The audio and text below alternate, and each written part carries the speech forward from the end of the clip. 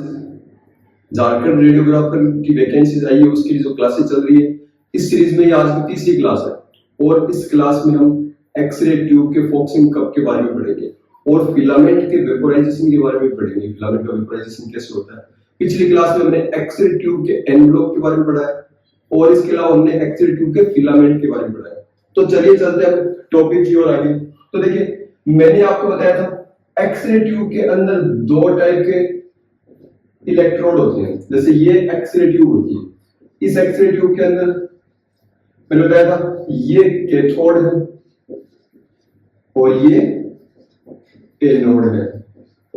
कुछ स्टूडेंट्स ने कहा था कि मैं थोड़े से जो वर्ड्स लिखता हूँ वो छोटे हैं, तो मैं उनको थोड़ा साइज इनको बड़ा कर रहा हूँ ताकि आपको देखने में कोई प्रॉब्लम नहीं होगी ना।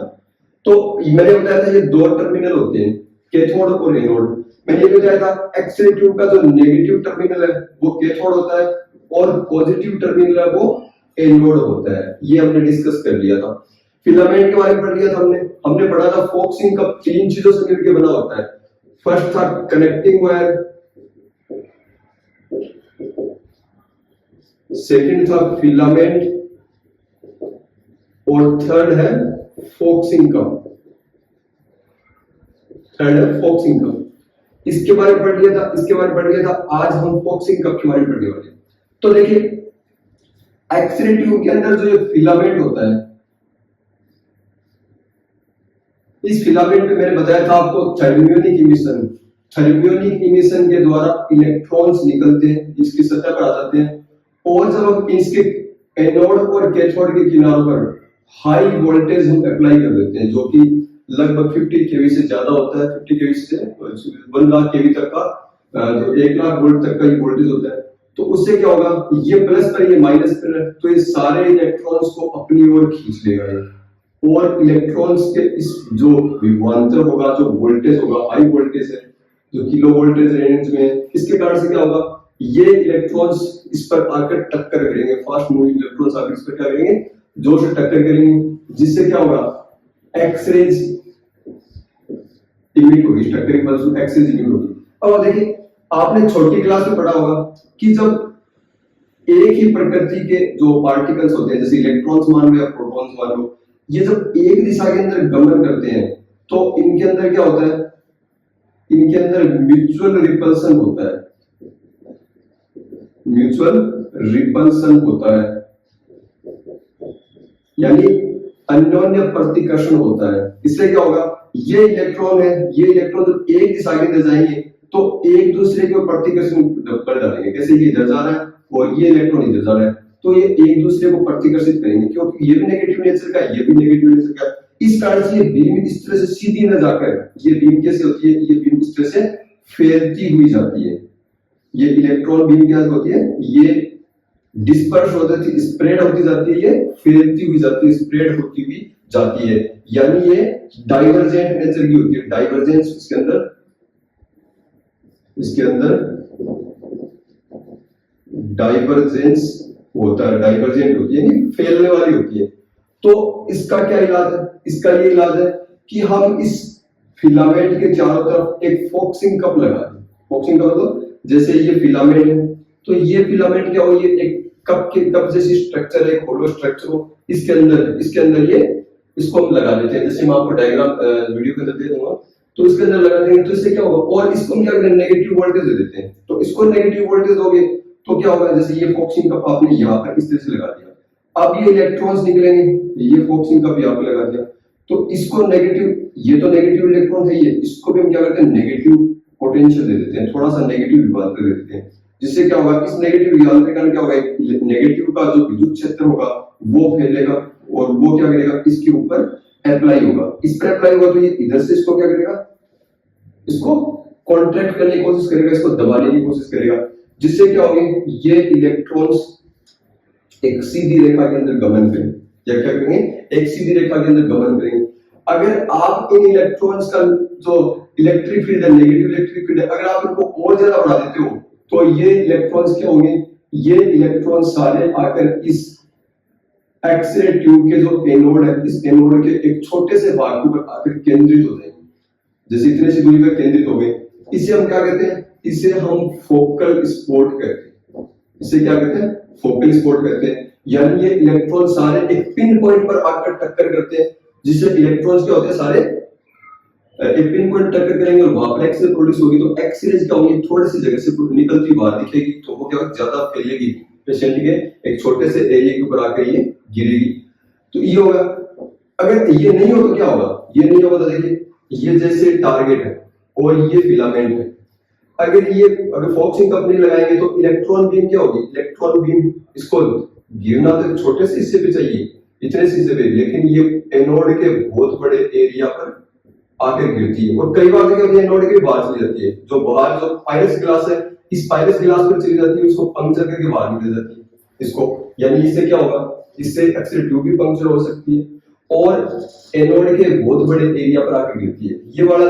ये जो साइड में रेडिएशन आ रहा है, इसे हम क्या कहेंगे, ऑफ फोकस रेडिएशन बोल देंगे, ऑफ फोकस इलेक्ट्रॉन कह देंगे। ये क्या होंगे, एक फोकल स्पॉट पर नहीं आकर बहुत ज्यादा एरिया पर फैले होंगे। इस डिस्पर्सन को रोकने के लिए हम क्या करते हैं, हम इसके चारों तरफ एक फोकल स्पॉट लगाते हैं, जिसको नेगेटिव फील्ड देते हैं, जो इसको प्रेस करेगा, दबाएगा और इसको एक पॉइंट पर ले आएगा।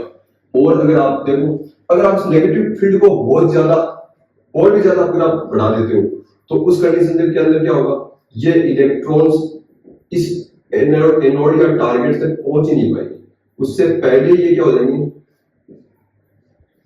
ये सारे एक जगह पॉइंट पर फोकसित हो जाएंगे। यानी हमने इलेक्ट्रॉन्स के टारगेट पे पहुंचने को हमने क्या कर दिया, हमने इस नेगेटिव पोटेंशियल जो फोकसिंग कप को दिया है, इसके द्वारा इसे रोक दिया है। इस प्रकार की axial tube grid controlled axial tube कहलाती है। इस प्रकार की axial tube grid controlled axial tube कहलाती है। यानी अगर आप यहां पर एक स्विच लगाओगे तो देखो आपको लाखों वोल्ट है, उस वोल्टेज को आपको क्या करना पड़ेगा, उसको कंट्रोल करना पड़ेगा। तो 1 लाख वोल्ट, अगर आप मान लो 100 केवी लगाते हो तो 1 लाख वोल्ट के करीब होता है। और यहाँ पर हमने कुछ ही वोल्ट 20, 50, 100 वोल्ट दिए और उसी के द्वारा हमने क्या कर लिया, एक्सियल बीम को कंट्रोल कर लिया। ये एक स्विच की तरह से काम करने लगे। आप ज्यादा वोल्टेज देते हो तो इलेक्ट्रॉन टारगेट पर नहीं गिरेंगे, एक्सियल निकलना बंद, और वोल्टेज को कम करोगे तो इलेक्ट्रॉन टारगेट पे पहुंचेंगे, एक्सियल निकलना शुरू। इसे हम ग्रिड कंट्रोल एक्सियल ट्यूब कहते हैं और इसको हम डिटेल से पढ़ने वाले, पूरी एक क्लास होने वाली है इसके ऊपर, ग्रिड कंट्रोल एक्सियल ट्यूब के ऊपर। तो ये फोकसिंग कप होता है। ये फोकसिंग कप कौन सी धातु का बना होता है, तो ये निकल का बना होता है। ये निकल धातु का बना हुआ होता है। और इसके अलावा निकल धातु का कई स्टूडेंट क्वेश्चन पूछते हैं, सर निकल का क्यों बनाते हैं, तो ये आउट ऑफ सिलेबस क्वेश्चन है। बस निकल का बना होता है, ये लाइट वेट होती है और ज्यादा कोई इसका रोल नहीं होता, तो इसको बनाते हैं, इसको नेगेटिव पोटेंशियल देंगे इसको, जिससे क्या होगा, इसका काम सिर्फ इलेक्ट्रॉन्स को फोकस करना ही होता है, निकल का होगा। इसके अलावा कल एक क्वेश्चन था कि जो फिलामेंट के अंदर कौन सा एक धातु मिलाते हैं, तो फिलामेंट के अंदर हम रीनियम धातु मिलाते हैं। कल मैंने रोडियम धातु बता दिया था, रोडियम नहीं है, 10% रीनियम धातु मिलाते हैं, जिसको Re से रीनियम से लिखते हैं, Re से लिखते हैं, 1 से लेकर 10% तक मिलाते हैं, इसको इसके अंदर मिलाया जाता है, तो वो रीनियम धातु होती है। मैं इसकी स्पेलिंग ReH, रीनियम, इसे Re सिंबल से लिखा जाता है, रीनियम के द्वारा लिखा जाता है। तो ये एक्सियल ट्यूब फिलामेंट ये कंप्लीट है। एक और चीज देखिए इसके अंदर, फोकसिंग कप के अंदर फिलामेंट का ओरिएंटेशन क्या होता है। देखिए जैसे ये फोकसिंग कप है, इसके अंदर फिलामेंट का ओरिएंटेशन दो तरह से हो सकता है। कैसे, एक तो साइड बाय साइड, एक वन अबोव दी अदर। तो दो फिलामेंट में बात कर रहा हूं उन एक्सियल ट्यूब की जिनके अंदर ड्यूल फिलामेंट होते हैं, दो फिलामेंट होते हैं जो दो फोकल स्पॉट का निर्माण करते हैं, एक्सियल जो एनोड के ऊपर जाके, तो उनके अंदर दो अगर फिलामेंट आप काम में ले रहे हो फोकसिंग कप में, तो उनका दो तरह से अरेंजमेंट कर सकते हैं। इसको तो हम बोलेंगे side by side orientation,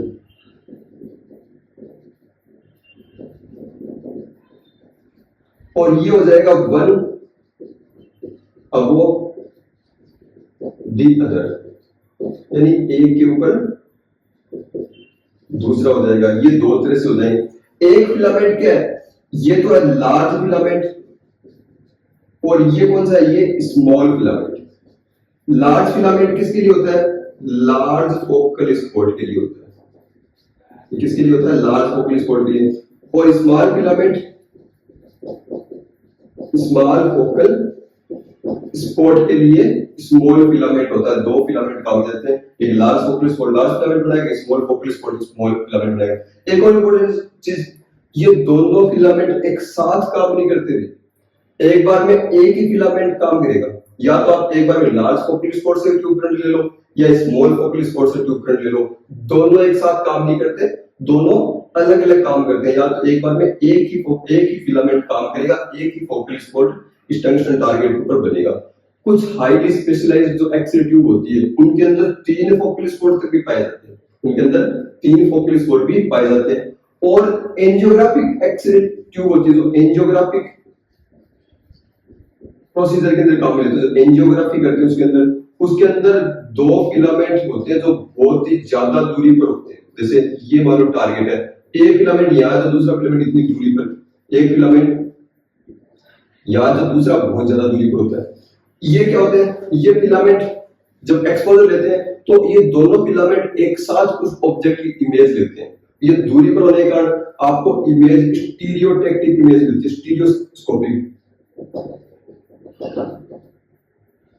stereoscopic image इससे प्राप्त होती है। यानी आप 3D के अंदर आप देख सकते हो, आपको डेप्थ मिलती है देखने के लिए। एक साथ 2 इमेज लेते हैं, दोनों थोड़ी दूर, जैसे अपनी आंखें होती है स्टीरियोस्कोपिक होती है, थोड़ी सी दूर होने पर एक ही प्लेन होने के कारण क्या होता है, हमें डेप्थ का अंदाजा हो जाता है कि कोई चीज कितनी गहराई के अंदर कितनी दूरी पर स्थित है। तो ये एंजियो स्पेशल जो पर्पस की एंजियोग्राफिक जो एक्स-रे ट्यूब होती है, इससे स्टीरियोस्कोपिक इमेज या जो फिल्म प्राप्त होती है। अभी ऐसा टॉपिक और है जिसका नाम है वेपोराइजेशन ऑफ फिलामेंट। फिलामेंट का वेपोराइजेशन कैसे होता है? देखिए एक्स-रे ट्यूब के अंदर जो हम फिलामेंट काम में लेते हैं, मैंने आपको बताया था एकदम से थिन फिलामेंट होता है, बहुत ही पतला फिलामेंट होता है। और इस फिलामेंट की क्या खास बात होती है? इस फिलामेंट को आप गर्म करते हो तो गर्म करने को मैंने आपको बताया था, अगर आप इसको गर्म करते हो तो गर्म करने पर H = I² RT से ये गर्म होता है, और गर्म होगा तो इसका वेपोराइजेशन भी होता है। इसका क्या होता है? वेपोराइजेशन होता है। ट्यूब की लाइफ इस फिलामेंट के द्वारा ही निर्धारित होती है। फिलामेंट द्वारा कैसे? मान लो इसको बहुत ज्यादा गर्म किया, बहुत ज्यादा ये वेपोराइज हुआ, और वेपोराइजेशन होने से क्या होगा? इसका डायमीटर रिड्यूस हो जाता है। डायमीटर क्या हो जाता है? रिड्यूस हो जाता है, कम हो जाता है डायमीटर। डायमीटर कम होगा तो इससे क्या होगा? ये ब्रेक हो जाता है, टूट जाता है। तो एक्स-रे जो ट्यूब है, एक्स-रे ट्यूब की जो लाइफ है, ये लाइफ ये जो थिन फिलामेंट के कारण से इससे लिमिटेड होती है। थिन फिलामेंट होने के कारण ये ब्रेक होने से इसकी लाइफ कम हो जाती है। तो इसको ब्रेक होने से बचाने के लिए क्या करते हैं? इसको ब्रेक होने से बचाने के लिए इसके अंदर एक सर्किट लगाया जाता है। इसके अंदर क्या लगाया जाता है? एक सर्किट लगाया जाता है जिसे हम कहते हैं automatic filament boosting circuit.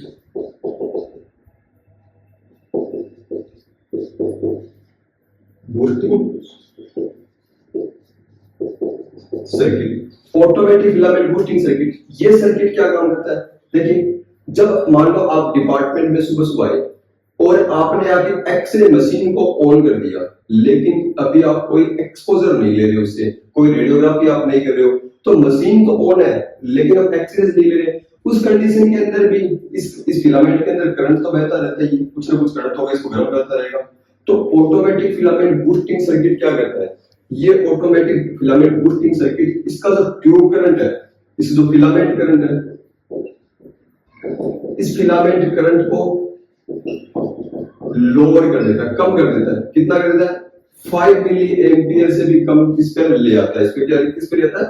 5 milli ampere पे इसको ले आता है। इसको इसे हम क्या कहते हैं? इसे स्टैंड बाई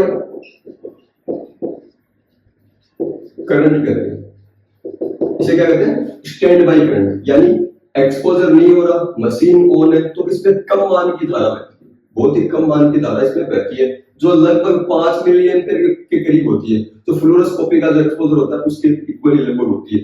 ये कम मान की धारा इसको गर्म करती है, कम मान की धारा से गर्म होगा तो फिलामेंट का टेम्परेचर भी क्या होगा, कम होगा, ये कम गर्म होगा, कम गर्म होगा तो इसका वेपोराइजेशन कम होगा। अब एक्सपोजर के दौरान क्या होता है, मान लो इतने डिपार्टमेंट में कोई एक्सरे आ गया, कोई पेशेंट आ गया, उसको एक्सरे करना है, रेडियोग्राफी करनी है, अपने पेशेंट की पोजीशनिंग लगाई और उसके बाद जैसे ही हम एक्सरे का एक्सपोज करते हैं, आपको पता है एक्सरे का एक्सपोजर करते हैं, उस एक्सपोजर स्विच को कहते हैं डेडमैन स्विच। एक दो दिन में पढ़ने वाले डेडमैन स्विच के बारे में। तो डेडमैन स्विच होता है, ये दो स्टेज में काम करता है, पहले प्रिपरेटरी और दूसरा एक्सपोजर। पहले प्रिपरेशन होती है जिसमें एक्सरे ट्यूब का रोटर घूमता है और ये ऑटोमेटिक फिलामेंट बूस्टिंग सर्किट ये क्या करता है, ये इस जो मान लो आपने जो भी फैक्टर लगाए हो, आपने मान लो जैसे केयूबी एक्सरे के लिए आपने 100 ms और 70 kVp आपने ये फैक्टर लगाए, तो 100 ms लगाए तो आप जैसे ही इसका जो प्री वाला बटन दबाते हो, पहले वाला बटन दबाते हो जो प्रिपरेशन बटन, उसको दबाते हो तो उस कंडीशन के अंदर ये क्या करता है, ये ऑटोमेटिक फिलामेंट बूस्टिंग सर्किट इस फिलामेंट करंट को बढ़ा के क्या कर देगा, आपको जितना करंट चाहिए उस लेवल तक उसको लेके आ जाता है और इसको इतना टेम्परेचर बढ़ा देता है तो फिलामेंट का टेम्परेचर क्या होगा, बढ़ेगा। तो फिलामेंट का टेम्परेचर बढ़ेगा तो स्पेस चार्ज भी आपके पास क्या होंगे, इलेक्ट्रॉन भी खूब सारे आ जाएंगे जो इस पर गिरेंगे, आगे टक्कर करेंगे, आपको खूब सारी एक्सरे मिल जाएगी। और जैसे एक्सरे एक्सपोजर टर्मिनेट होता है, यानी एक्सरे एक्सपोजर कंप्लीट होता है, उस समय क्या करता है, वापस ये ऑटोमेटिक फिलामेंट बूस्टिंग सर्किट जो इसने इसका जो ट्यूब फिलामेंट करंट को बढ़ाया था, इसको वापस ये स्टैंड बाई करंट पर ले आता है। इसको क्या करता है, स्टैंड बाई करंट पर ले आता है। ये ऑटोमेटिक फिलामेंट बूस्टिंग सर्किट का काम होता है जो एक्सपोजर के दौरान क्या करता है, वोल्टेज को बढ़ाता है और एक्सपोजर टर्मिनेट होने के बाद वापस उसको स्टैंड बाई करंट के ऊपर आके लेके आ जाता है। ये इस तरह से ये सर्किट इससे बचाता है। फिर भी अगर कुछ ना कुछ तो ये गर्म हो रहा है तो उससे क्या होगा, उससे ये फिलामेंट क्या होगा, फिलामेंट वेपोराइज होगा। वेपोराइज होगा तो इससे आपको पता है फिलामेंट टंगस्टन धातु से बना होता है। फिलामेंट का एटॉमिक नंबर कितना होता है, 74 होता है। तो ये जो वेपोराइज होगा तो बाहर जा नहीं सकता। एक्सरे ट्यूब के अंदर क्या है, वैक्यूम है, तो ये इस एक्सरे ट्यूब के अंदर ही जमा होगा। कहां पर, ये पूरे एनोड पर जमा होगा।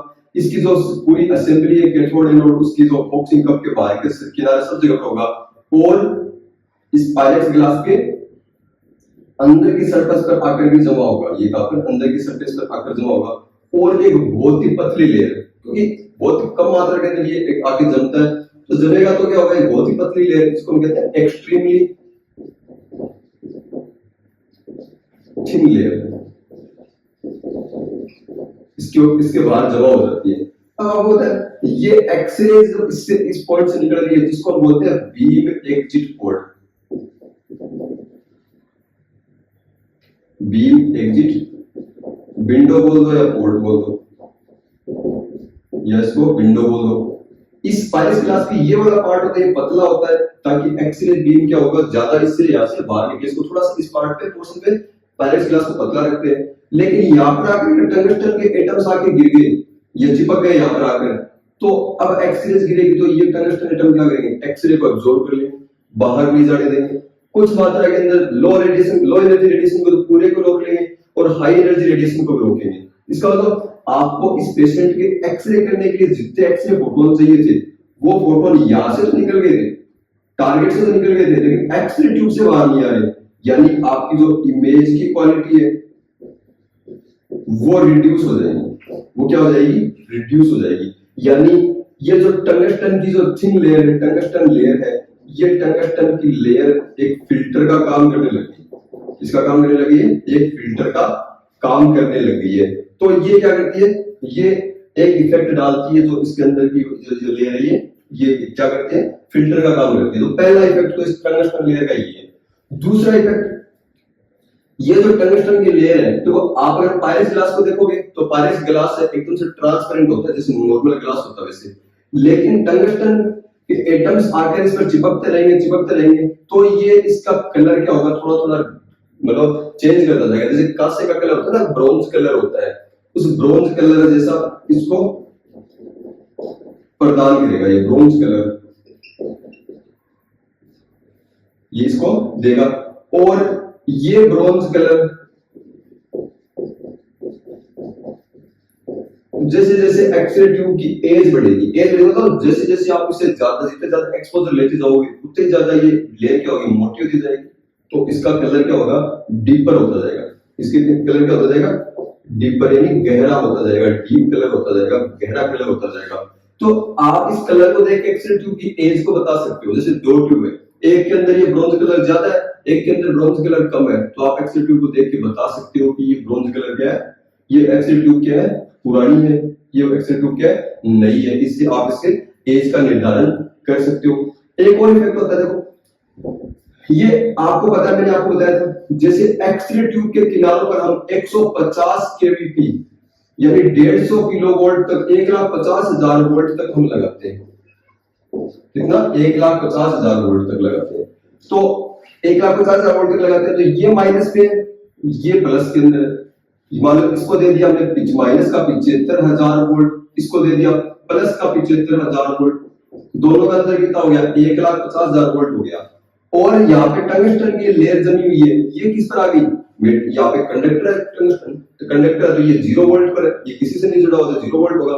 तो इलेक्ट्रॉन सारे इस नेगेटिव की ओर खींचे हुए जाएंगे, 1,50,000 वोल्ट की तरफ खींचे हुए जाएंगे, लेकिन कुछ इलेक्ट्रॉन भटक के इधर टंगस्टन लेयर की तरफ भी आ सकते हैं। क्यों, क्योंकि यहाँ पर भी तो वोल्टेज डिफरेंस 75,000 है, ये माइनस का 75,000 है, 0, दोनों का अंतर कितना हो गया, 75,000 वोल्ट हो गया।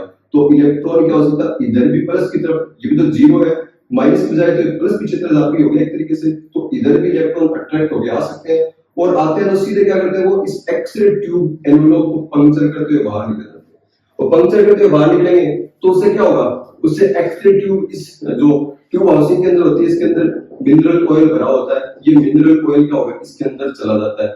या अगर इसके चारों तरफ कोई गैस होती है तो गैस अंदर चली जाएगी, यानी इसका वैक्यूम डिस्ट्रॉय हो जाएगा, ये एक्स-रे ट्यूब काम की नहीं रहेगी, इसलिए काम ही नहीं रहेगी। तो इससे बचाने के लिए हम क्या कर सकते हैं कि इलेक्ट्रॉन इधर नहीं आए, तो हम आजकल इसके लिए क्या करते हैं, एक्स-रे ट्यूब का जो ग्लास एनवलप है, ये मेटेलिक भी काम में लेते हैं। इसको क्या करते हैं, मेटेलिक, जैसे आयरन का बना दिया, इसको मेटेलिक बना दिया, और इसको क्या कर दिया, इसको अर्थिंग भी कर देते हैं, इसको क्या करते हैं, जमीन के अंदर इसको एक अर्थिंग कर देते हैं। इसकी अर्थिंग करने से क्या होगा, अब कोई इलेक्ट्रॉन अगर इधर की ओर अट्रैक्ट होकर आएगा तो वो इस आयरन की इस जो एनवलप है इसको पंक्चर नहीं करेगा, इसके ऊपर आएगा और सीधा अर्थिंग से सीधा कहां चला जाएगा, जमीन के अंदर चला जाएगा। इसीलिए जो एक्स-रे ट्यूब के एनवलप आजकल क्या करते हैं, मेटेलिक भी बनाए जाते हैं, मेटल के भी बनाए जाते हैं। तो ये वेपोराइजेशन ऑफ फिलामेंट कंप्लीट है। एक नई क्लास के साथ मैं जल्दी आपके सामने आऊंगा, तब तक के लिए धन्यवाद।